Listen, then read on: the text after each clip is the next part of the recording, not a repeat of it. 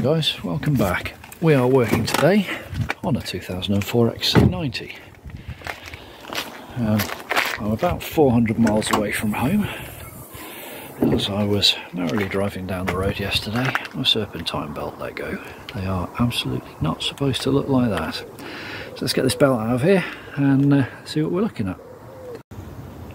Now, you're going to have to forgive the fact that I haven't got the usual mic and so on, so there might be a bit of wind noise. I'll apologise for that in advance. But I really wasn't expecting to do this job. What has happened, I think, is that one of the pulleys in the system, so that's either the power steering pump or the alternator or the compressor for the aircon, or the tensioner pulley or the crank drive, the crank pulley, something has given up the ghost, come out of alignment and sliced the belt, because that has definitely been cut across, so something's off alignment. I'm going to pull this out.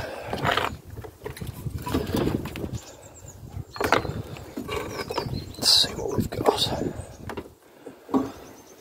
Yeah, so it's not just worn through, it has actually, you can see here particularly, it's been cut diagonally. That tells us that one of the pulleys off alignment. Okay, so what are we looking at? So you can see from this, if I push this pipe out of the way, all of the pulleys are still in alignment, with one notable exception, and that is this. So that is the end of the alternator. And what's happened here is that the bearing inside the alternator has failed. That has slid forwards, and because then this toothed belt was on at an angle, the teeth have cut through the belt. So that is definitely going to need to be replaced. Now I could probably get it reconditioned, but not on the road, so I'm going to have to just pick up a new alternator and get one of those from Halfords or Euro Parts or whatever. So I'll get onto that later on. The other pulleys seem to still be in alignment. This one down here at the bottom left hand corner of the screen is on the end of the crank. That's the crank pulley, that sort of drives the serpentine belt. This one here, the back of the belt goes onto that. That's the tensioner pulley. You need a Torx T60, which I just happen to have in the box there. Purely coincidental, but that needs a Torx T60 to move it out of the way to tension the new belt up. Alternator we know about. The power steering is the one on the top, and then this one on the bottom here is the aircon pump. Now there's a little wrinkle here. Basically, to get the alternator out, you loosen off the two bolts. Don't need to take them out, but loosen off the two bolts on the air conditioning pump, and that allows just enough movement to basically just slide the alternator out, and it just comes up through this rather nice space here. So it's an easy job. On the front of the power steering pump, you see these four holes. That one, and that one have a bolt behind them, so we just need to take those out. And then there's a bolt on the back here. There's two on the side and one on the back for the alternator, and then just those two bolts on the air conditioning pump at the bottom, just to give us a bit of wriggle room. So it's an easy job to do. Need to clean everything up. Definitely need to replace the alternator, there's no question about that. Okay. Looking down the top here, I'm also going to have to replace the power steering pump. Now there is a lot of oil around this. It was completely bone dry before. The oil is in fact power steering fluid. I was a little bit worried that a pipe had been damaged by the flailing belt, but what's actually happened here, and I've had to pull a bit of the belt out the back of there with pliers. You can see that shiny bit right in the middle of the screen there. So that should not be on display. The rubber bung there is supposed to be butted up tight against the end of this metal piece, and that's what keeps the power steering fluid in. So the belt jamming in behind that has actually forced the pulley out, so yeah, that power steering pump is shot as well. Okay, so the list for this job then, I'm going to need, whilst I'm at it, I'll stick a fresh, well, I don't know, I might stick a fresh tensioner pulley on if I can get one, we'll have to see. I know from looking at websites very quickly I can easily get hold of power steering pump, easily get hold of an alternator, easily get hold of a serpentine belt. may have to make do with that, and in the meantime just clean everything up. So first part is the strip down, really super easy strip down, clean everything up, and then we'll get the new parts fitted. So stick with us for this one, it shouldn't take too long. But I'm going to have to do all of this with hand tools because I am on the road here. I'm 400 miles away from home. I don't have any tools with me except for my emergency kit. When you're running an old car, always take an emergency kit of some description. I have a 3/8 inch drive set of sockets, a couple of little ratchets. I've got a couple of rails of Torx bits. That's the Torx T60 that you need for the tensioner pulley. I have, I'm just using it as a pointer, a flex head 3/8 drive ratchet, which is going to bail me out. And there's only one other thing I need, I think, and that is a breaker bar I've got in the boot that I usually use for the wheel bolts, but I can use that also for the tensioner pulley. That is all we've got to play with. So I guess this video is going to be proof of concept on my emergency kit. Let's see how we do.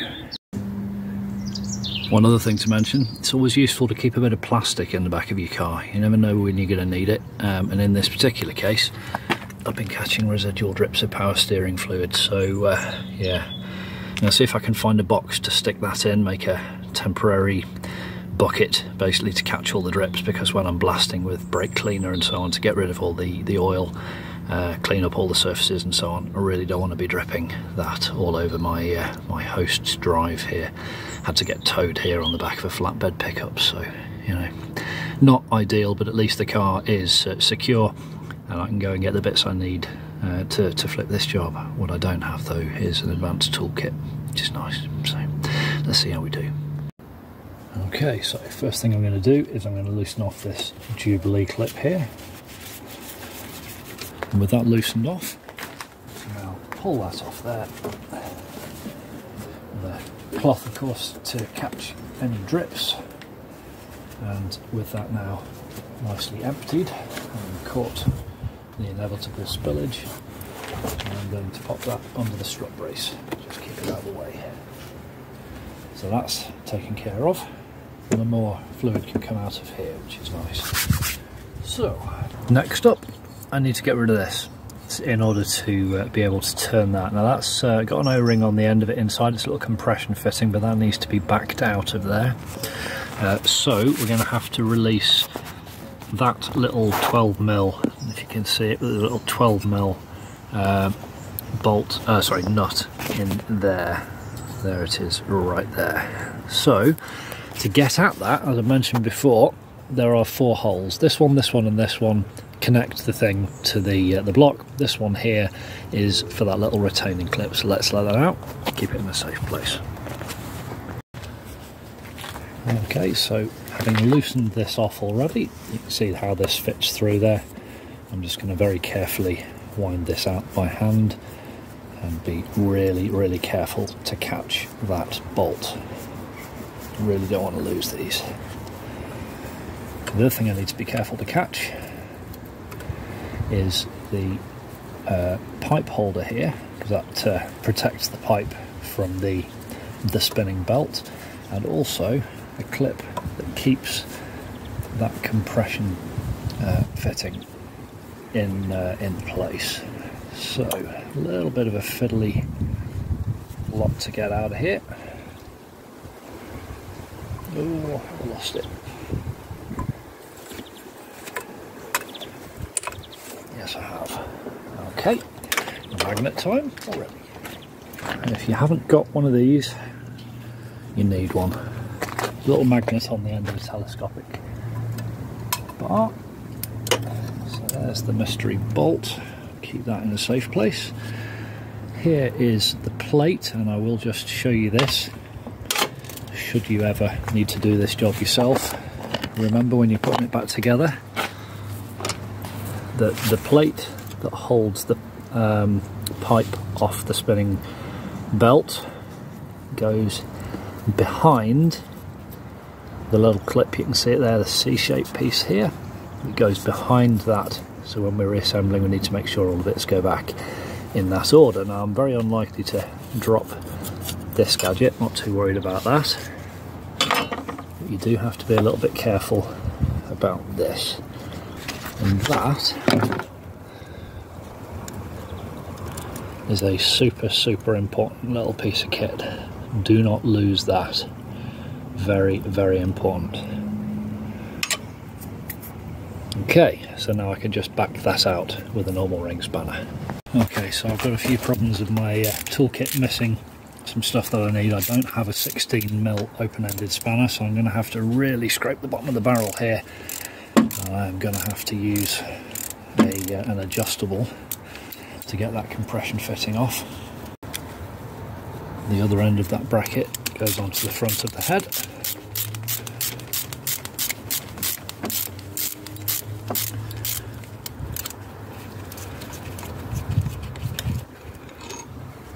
Okay, and now we're back to the last three. I'll just break these with the ratchet, and then as before wind them out just with the socket on the end of a little extension bar by hand. Little tool tip for you: you may find that instead of using an extension bar, you actually get on better just with a reducer. That's a 1/2 inch drive to 3/8 reducer. Just gives you a little bit more grip and a little bit less space taken up. So anyway, that's the 3 bolts out the back here. So we have the 3 bolts out of this side, the cage protector from the top off, the retainer from the side off. Now I'm going to have to, because I don't have a 16mm open-ended ring spanner in my set, I'm just going to have to break this off with an adjustable, but that is a 16mm. It doesn't take a lot of force, and that is a fairly standard compression fitting. Anyway, that just pulls out of there. And with those 2 bolts removed from the clamp, we can have a look and inspect the O-ring on the end there. This one seems to be okay. It's not cracked anyway. But that is the compression fitting. So that, as with the other pipe, can go off onto the top of the engine, keep it out of the way. Alright, so we've got the pipe out of the way, and obviously with the cloth still very much in place, the old rag to catch any drips of fluid, we can lift out the old pass pump, and there it is.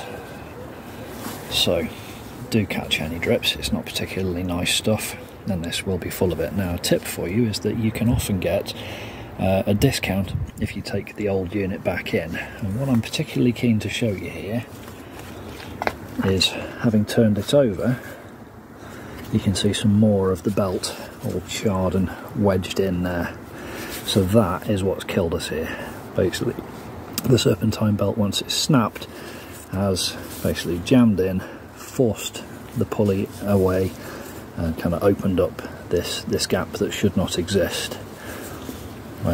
So yeah, that is what's killed the power assisted steering pump. The alternator, goodness only knows, but that can be reconditioned, so you get a discount on the new one if you're taking the old one back. Whilst I've got this in my hand, it sits in the engine that way, and as I showed you before, you've got these 4 holes, 1, 2, 3 for the securing bolts, and then this last one takes care of business with the protector that stops the pipe from trailing over the spinning belt, and the bit that holds the compression fitting on tight on the side. There you go, that's all it is. Right, on with business. So I am working between showers here today, so much for the summer road trip. Now, we've got some more 12mm bolts to deal with here. This is the alternator, of course, and as you can see, still spinning, but that should be about a 1/2 inch back to line up with all these other pulleys, and that's what's killed us here. Okay, so we're looking at 3 bolts on the alternator here, 1 at the top,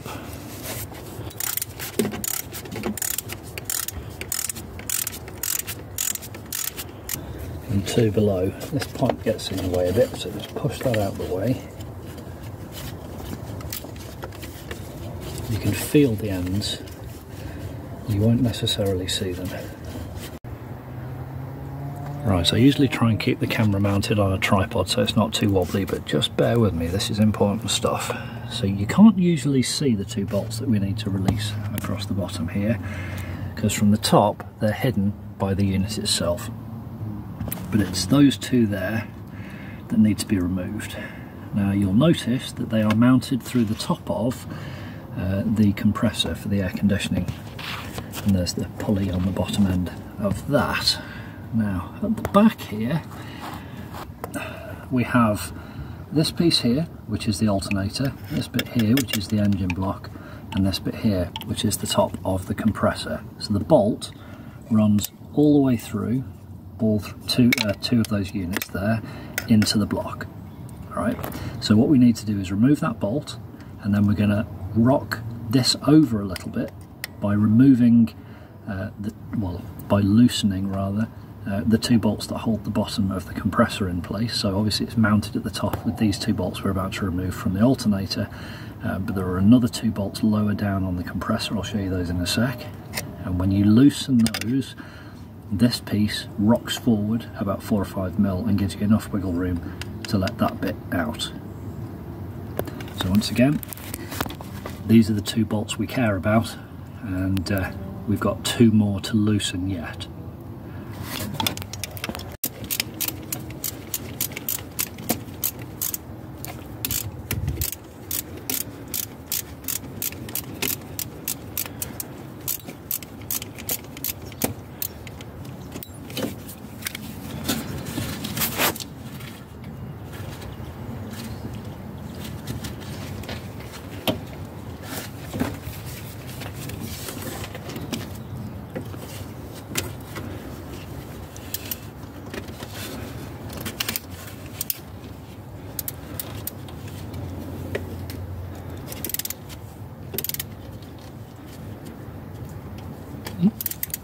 Pipe keeps flipping the direction of the ratchet.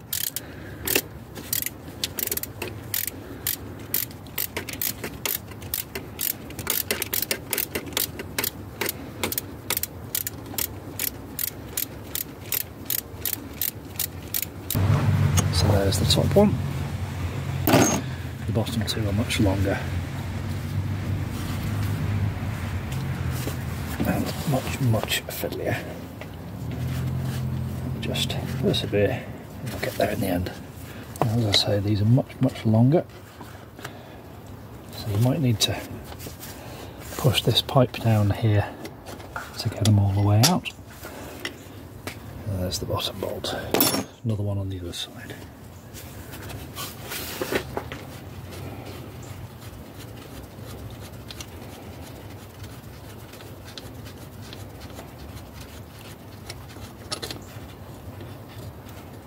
Now before I go ahead and take this out, I need to go digging through my boot and disconnect the negative terminal.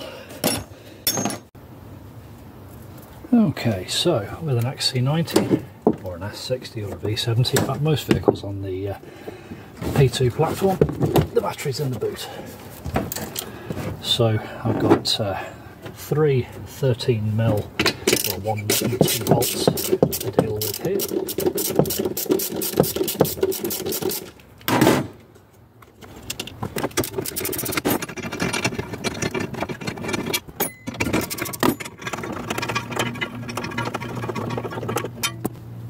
I'm going to remove this battery restraint, remove the plastic box,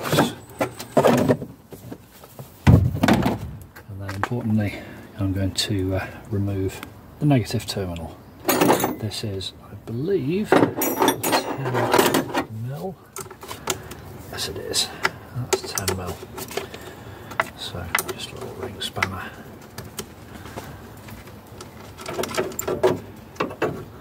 And then we can pull that off. Okay, back round to the front. Okay. On the end here, you have a plastic cap. I'll just pull that off here. Put that in a safe place. And then behind that is a 13mm nut, I believe.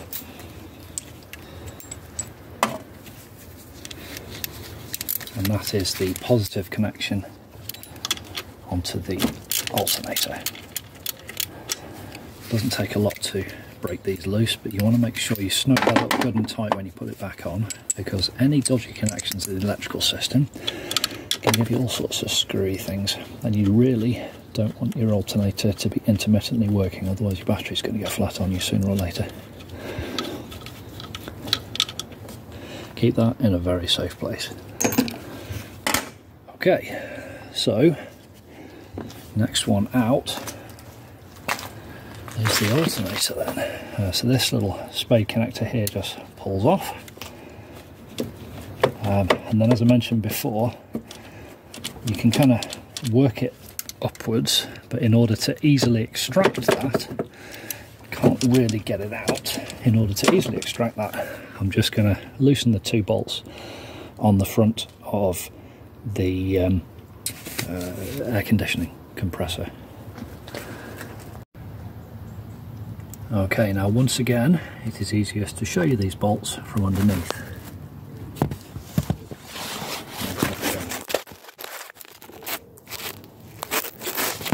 And those are the ones we need to loosen off. And it's only loosen, you don't want to take them out, but I'll just bring the camera back up to the top and show you what happens when you do loosen them. Okay, so I've already done the left hand one.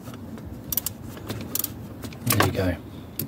Doesn't take much, but having done that, you've now got more than enough wriggle room to lift the alternator out.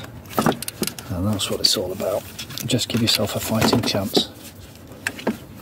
That just comes straight out. One of the easiest alternator replacements you'll ever see. So here's the alternator. You can see there, in fact, there's some witness marks where it's slipped along. So that's completely useless to me. And again, I'm going to trade that in against a new one. Once again, those 2 bolts slot into the gap between the engine block and the compressor mount. And then you've just got the one extra one at the top. Okay, so that's the old units removed, past pump and the alternator. You look in here at the top of the aircon compressor, so everything is covered in power steering fluid. That's all going to need very diligently cleaning up, not least because these are friction drive belts.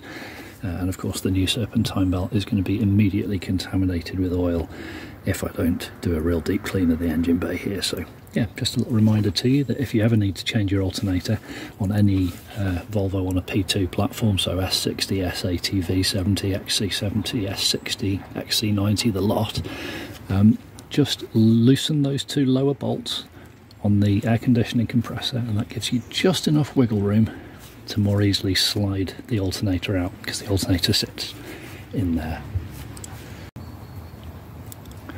Now whilst I've got everything out of the way, and whilst it's nice and clean, I can show you where the Torx bit goes on the tensioner pulley.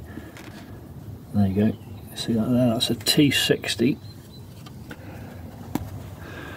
and that allows us to rock it forwards. So with the Torx T60 in there, you can see how we can rock that over, slip the belt around it, and then rock it back to tension the belt. So just a little aside there, just to show you how that works whilst we've got everything open and we can get at it easy. Now I'm just about to empty a couple of cans of brake cleaner down this thing, but before we do that, once again, I've got the old bed sheet down underneath to catch any drips, and there will be oily drips full of brake cleaner as well, and a sheet of plastic underneath that just in case any get through. So I can fairly go for it now and clean up this engine bay. Okay, home straight. It's pouring with rain today, but I need to get this done, so it's going to have to get wet. I'm going to put these bolts back in place, ready to be just wound straight in. It's just easier to do this before you get the new alternator in place. Simply put, that's because it's all a little bit of a fiddle when you're working around the bulk of the alternator. Okay, so I've got those in place. I'm just going to have to pull them back. I'm actually going to wedge them underneath this rubber hose just to keep them out of the way. Alright, so I should just be able to pop them back in once the legs of the new alternator are in place. Okay, so here's the new unit. I'll just flash a picture up on the screen of the difference between the old one and the new one, and you'll be able to see exactly what the problem was.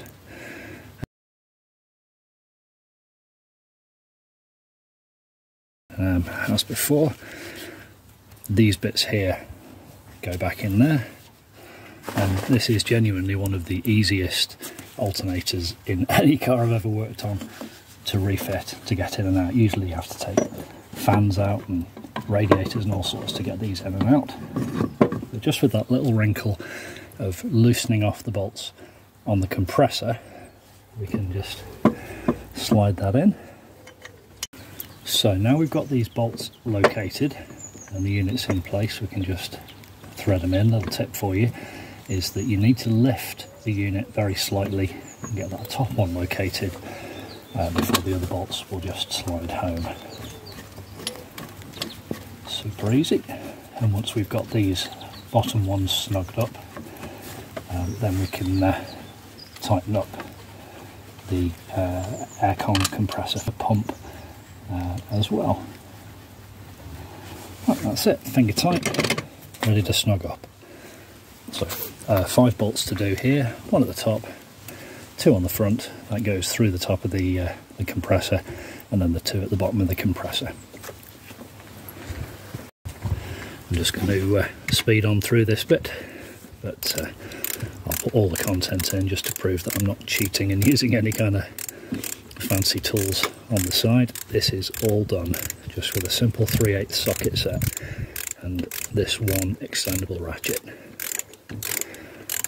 The flexible head on it, by the way, with this job is an absolute lifesaver. So if you have to just have one ratchet in your box, I'd make it one of these. As I say, I'll try and find the link for you and drop it in the description. I'm not sponsored, but I have long held that if I hold a particular tool in high regard, I should pass that on.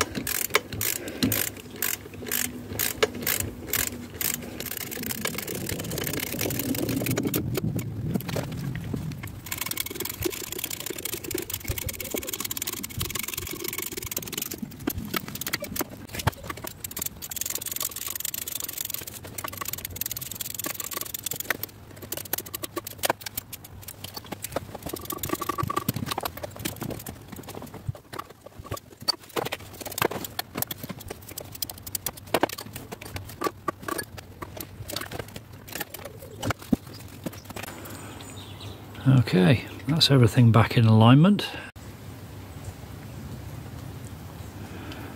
Alrighty, so little spade connector back in.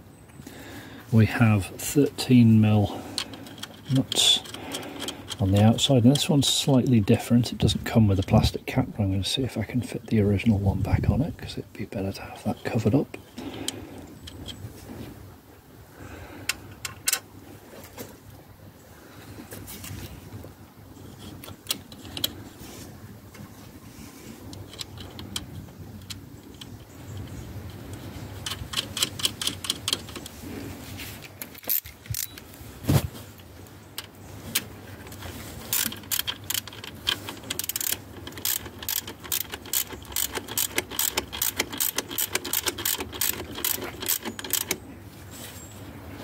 Don't need to go crazy with the torque on these, but you do want a good solid connection, so snug that up nice and tight.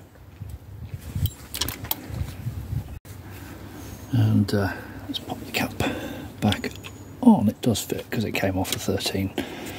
Nice. Alright, so our alternator is reconnected. Okay, so back in the boot, negative terminal on. 10mm just to connect that back up.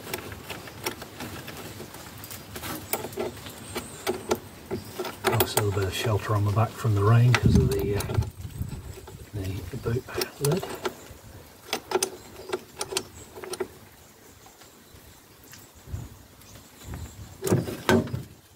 Okay, it's good and solid. Check that one whilst I'm here. plastic cover goes back on. Make sure it fits underneath the prongs, otherwise you'll never get it in. Now we need the metal restraint. And for this, once again, one nut and 2 bolts.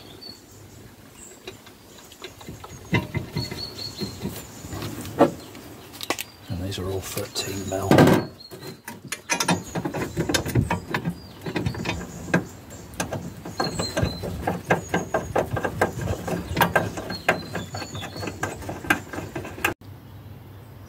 Right, so that's the alternator taken care of. These 3 holes here, here and here are where the bolts go on the pass pump, and here is a fresh one.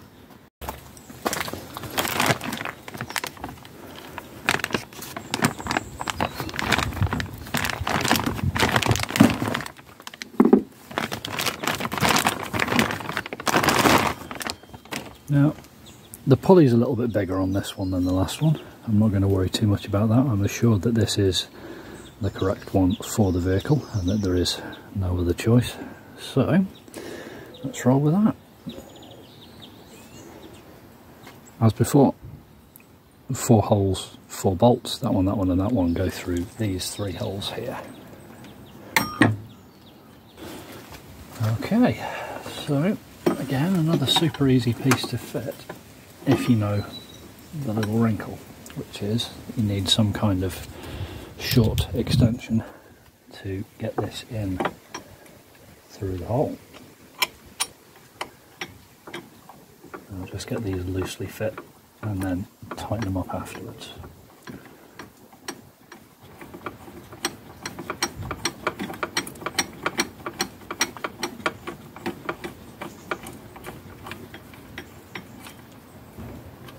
Okay, that's the top one. Gravity.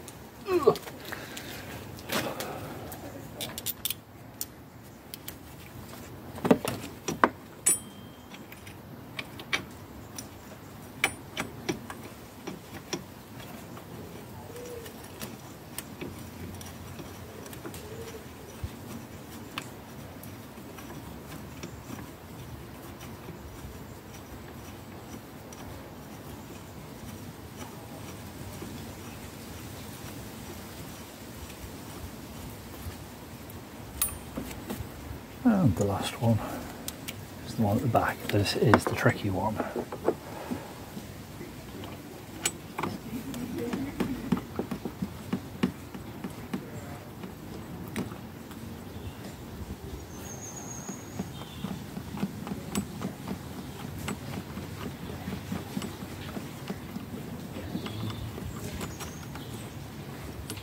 That's it.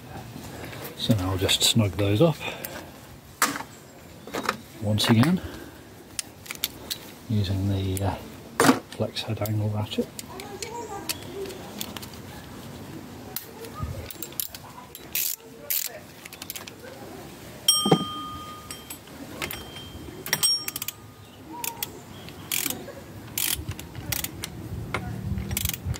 Now, I don't know what the torque settings are for these because my manual's at home. I could look them up online, but it's not going to help me any, because frankly I don't have a torque wrench anyway. So I am tightening these up to very tight, but not too tight. Click.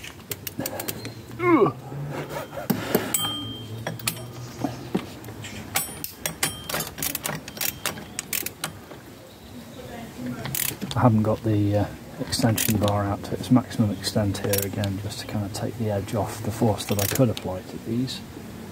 Because it doesn't have to be crazy tight. I'll just check this in I don't know, 100 miles or something. But yeah, I could have got a lot more leverage on that. Deliberately didn't. That should be plenty firm enough. Okay, brackets. Now in our box of bits we have a number of nuts and bolts left over at this point. 3 of them in fact. And what we've got here is the nut that goes into the back of here, sorry, the bolt that goes into the back of here, the bolt that goes into the front of the engine block through that. Pop that on in a sec. So those two attach in here, but before I do those, I'm going to open up the compression fitting here and make sure that that's all snugged up. The last one, the shortest one of them all, is to reattach, and you can't do this before you've got the compression fitting in, the two clips, the one that holds the pipe from the tank, the header tank, into the top of the pump. That one goes in here, it's a Jubilee connection onto the inlet here, and the outlet is through this compression fitting. Okay, so just the three to go. Now, that said, before I do all of that, I have one concern at this point, and that is that the diameter of the top pulley on the power steering pump here is, I'm going to say, probably a centimetre bigger in diameter than the one that was on originally. Shouldn't be a problem, because I should have enough movement in the tensioning pulley to absorb the extra circumference that's represented there, hopefully. But I'm going to put the belt on first, because once I pop these fittings out, I'm not going to be able to return this unit. Whereas if I just keep it clean like that, don't pop anything out, just, you know, keep it fairly pristine, should the worst come to the worst, I can always return it and get a replacement. As I say, the only difference is that the pulley's a little bit bigger on the replacement unit. But I'm going to put the belt on now, and we'll see if that all fits nicely before proceeding. Now, a lot of folks get freaked out by this job, but don't worry about it, alright? It's straightforward. All we're going to do is line everything up, and then the last pulley, we'll just move it slightly out of the way, slip it on, and then it'll all straighten up. What you've got to be sure of, though, is that you've got the routing right around these various different pulleys to make sure they all turn in the right direction. So when you take the belt off, usually if you're just replacing it normally, you do a little picture. Obviously in this particular case I can't, because it came off as a ball of shreds. So I am going to have to flash up on the screen here what this looks like.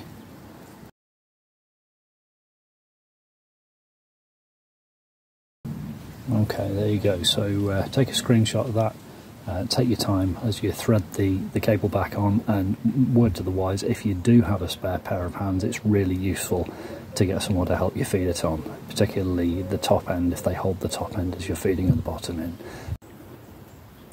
Oh, great, here comes the rain again. Right, to give ourselves a fighting chance here, there is a cover on the bottom of this. This is the timing belt cover, of course. You need a 10mm socket, and there is a bolt rather, just in the side here, as with everything about this job.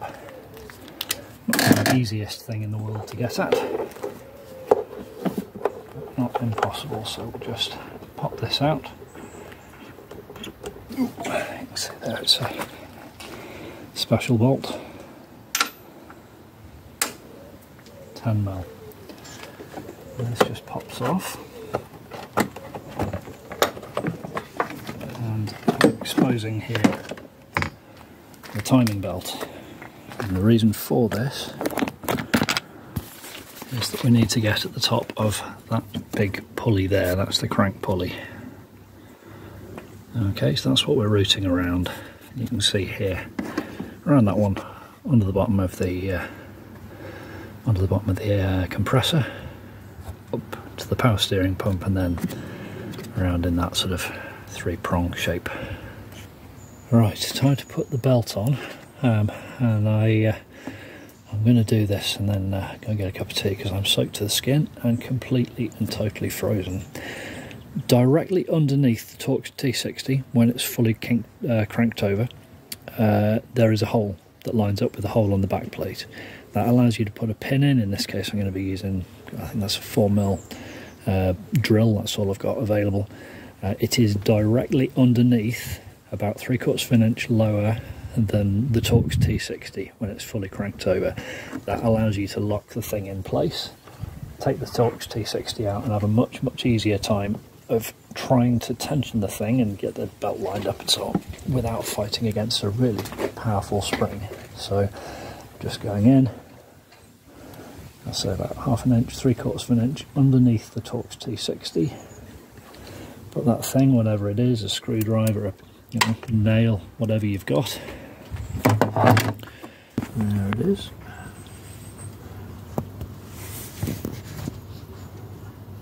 So there's the Torx T60, and just below it is where the two holes line up. And that makes everything a hell of a lot easier. Now looking down on it here, you can see all the pulleys are in alignment, so all the new components are good. All we're going to do is get this belt on, plumb in the power steering reservoir, which is currently over here. Just a point of note, I put a cork in the end of that just to keep any water out. It is pretty soggy today. And then we've just got a bracket to put back on, fill it up and bleed the system. Well, bleeding is an exaggeration. Let's call it working the air bubbles out of the system, if there are any. Right, this is the job that is definitely easier with two, but I have only one of me, so let's just get this done. First thing first, need to catch the bottom two pulleys. That is the crank pulley, as I'm looking at it bottom left, and the compressor pulley at the front of the engine bay there. So just get those lined up and then just draw the belt through them, make sure that's gone okay. Then the next thing is we need to come where are we at? Over the top of here, keeping that nice and tight.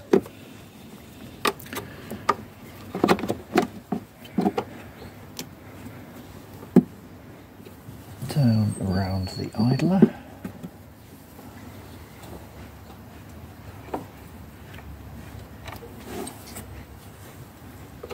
Oh, sorry, I tell a lie.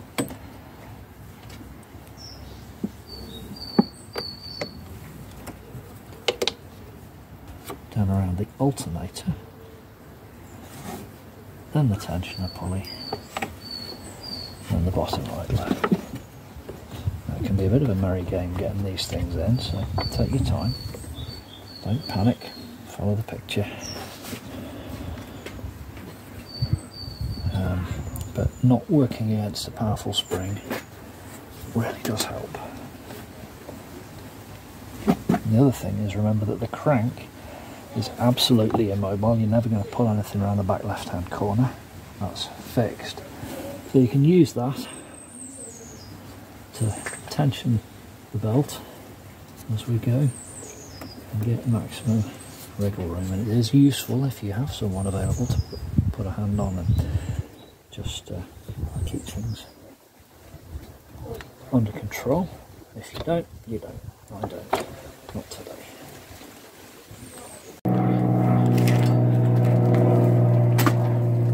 Now, it can be extremely difficult sometimes to get these belts on. They are very, very stiff. So in a scrape, this is one way of doing it. And I'm not recommending this. I'm just saying it's an option, because these belts are designed to stretch, to stop them getting loose and flappy and useless through the service life of the product. So they are very, very stiff.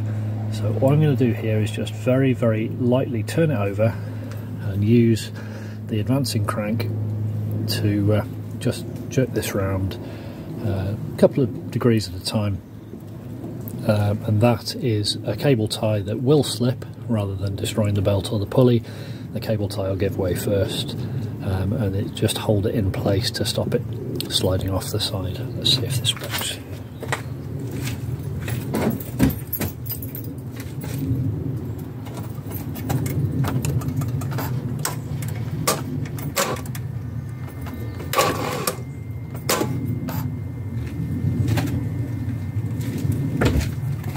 Okay, nearly.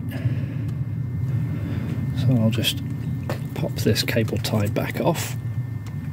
It is the sort that will release. And once again, that's pretty close now. Still not quite, oh there we go, not quite in place, but I'll just turn that one more time.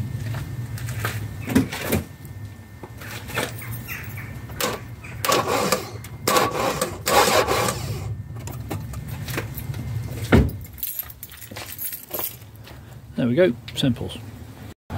Okay, so the serpentine belt is now in location, which means that we can now reattach the T60 to remove that little drill that's holding it in place.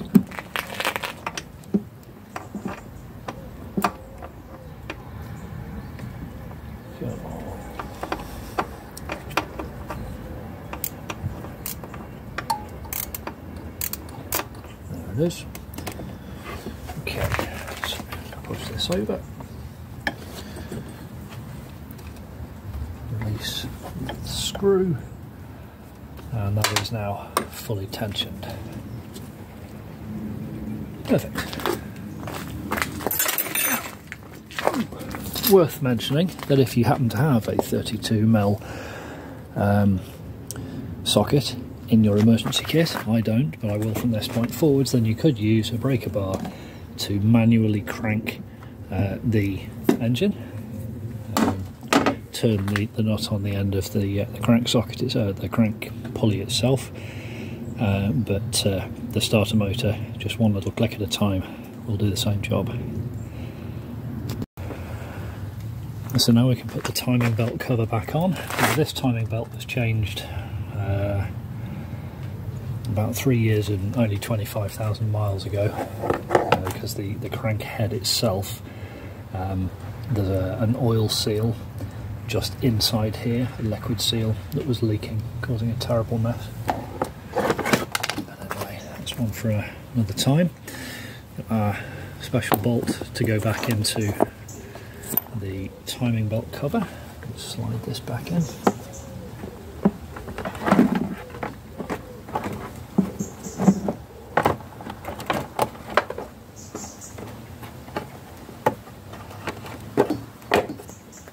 Click back in place, and then we can secure that with the bolt.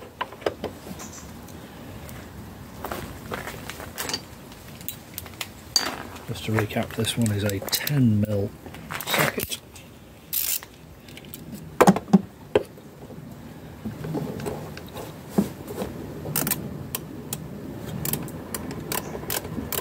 Oh, I missed my powered ratchet.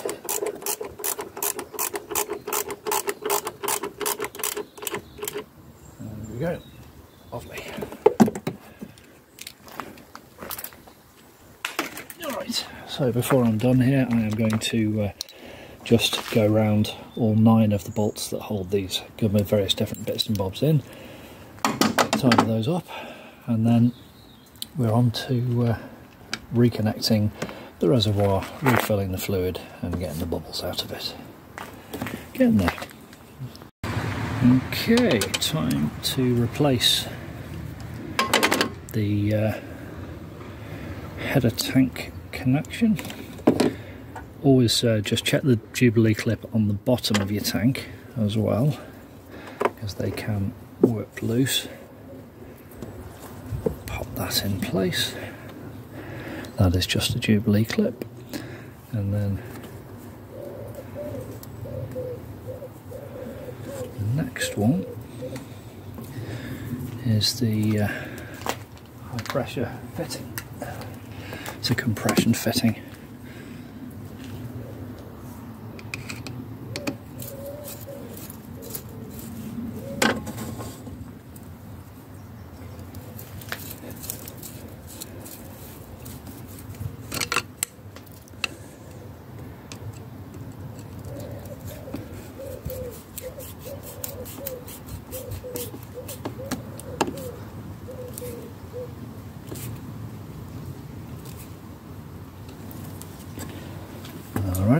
that's the easy one.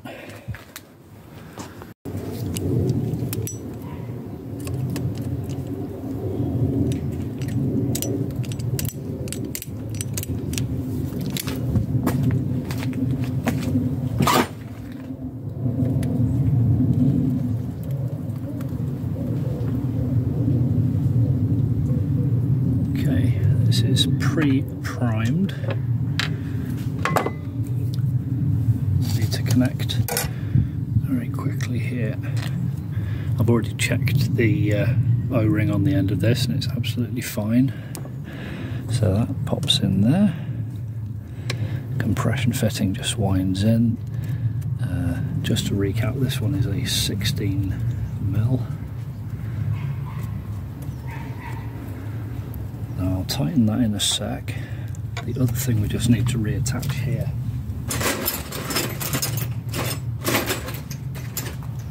Firstly, this piece attaches back onto the block.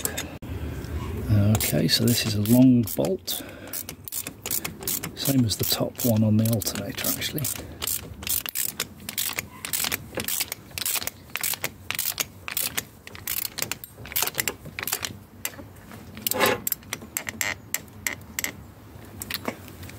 Okay, one onto the end here of the pass pump.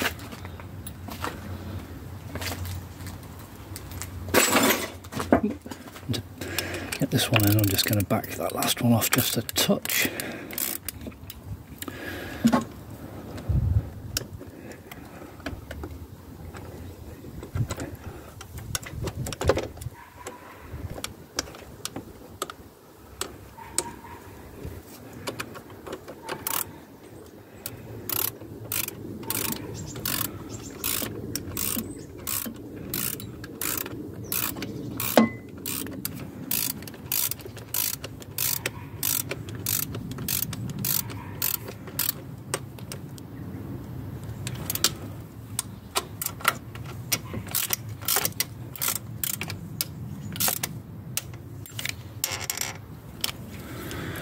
Okay,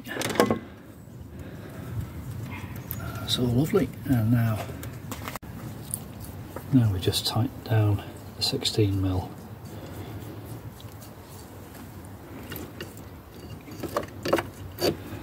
It's just a normal compression fitting.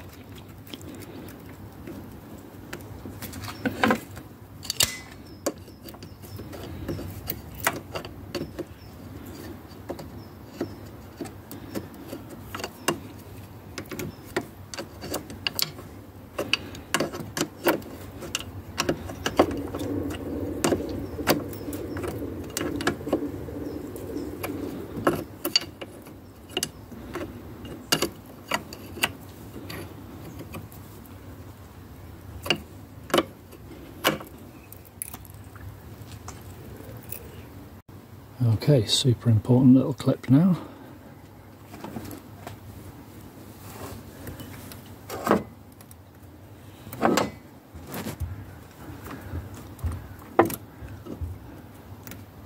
That slots in place.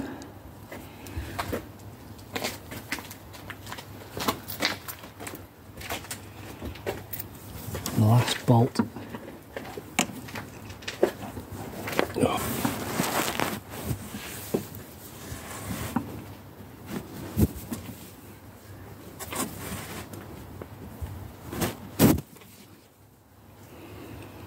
There we go.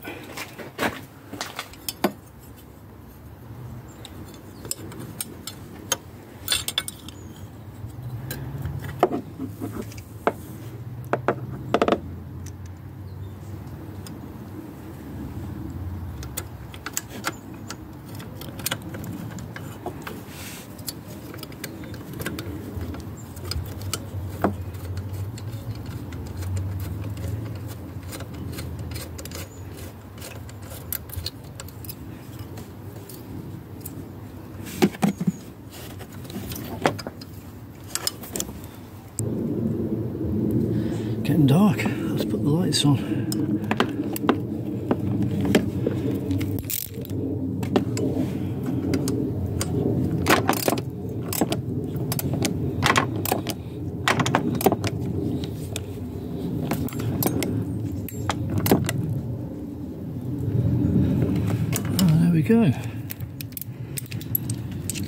Next job, refilling the fluid. Right, home straight. Everything is done, buttoned up.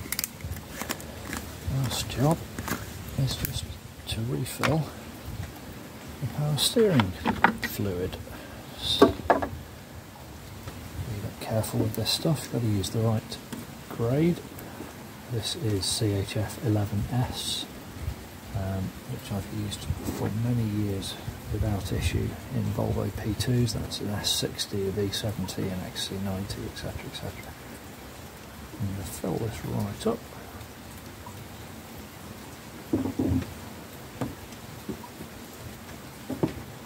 Okay, so that's filled up to about here, which is slightly above the fill level. But as soon as I put that down, you hear that bubbling.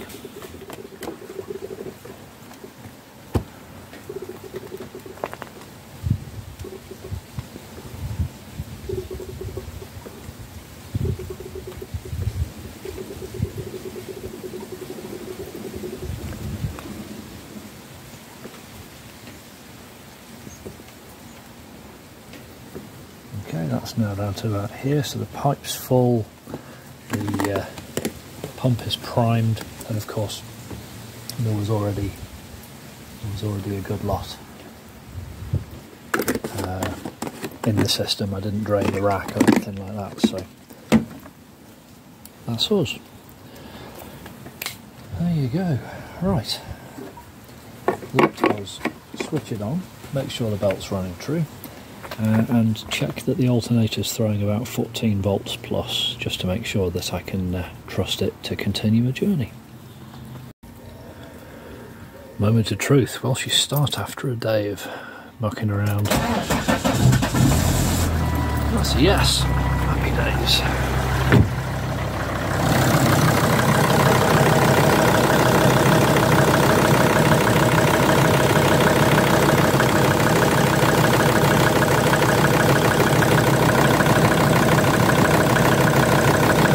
Running through.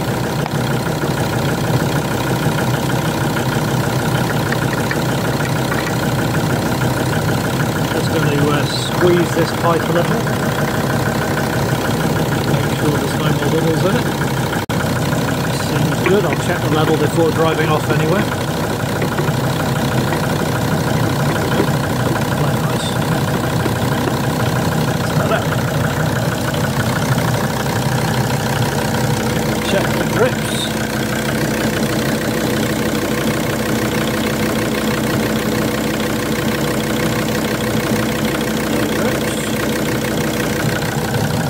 Oh, that's really important thing you need to do is turn the power steering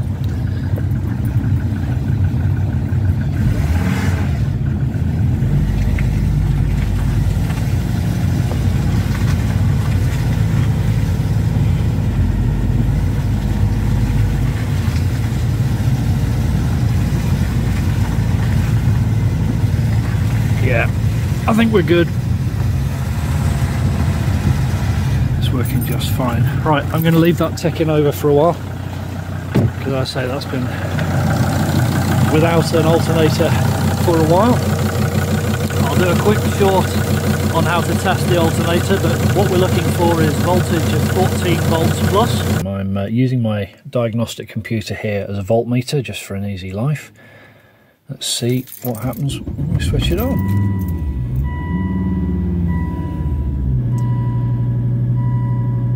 Go.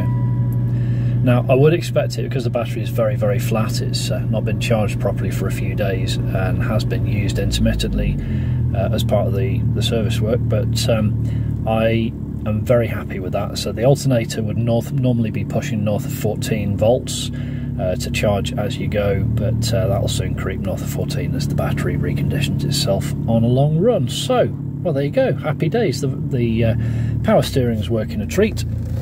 No issues with that. I'm stationary at the minute, so you know that's extremely easy to turn, and the alternator likewise. So there you go, a few tricks and tips along the way. Hope that's been of interest to you. If it has, please don't forget to hit like and subscribe, and I will see you next time. Take it easy, guys. Cheers.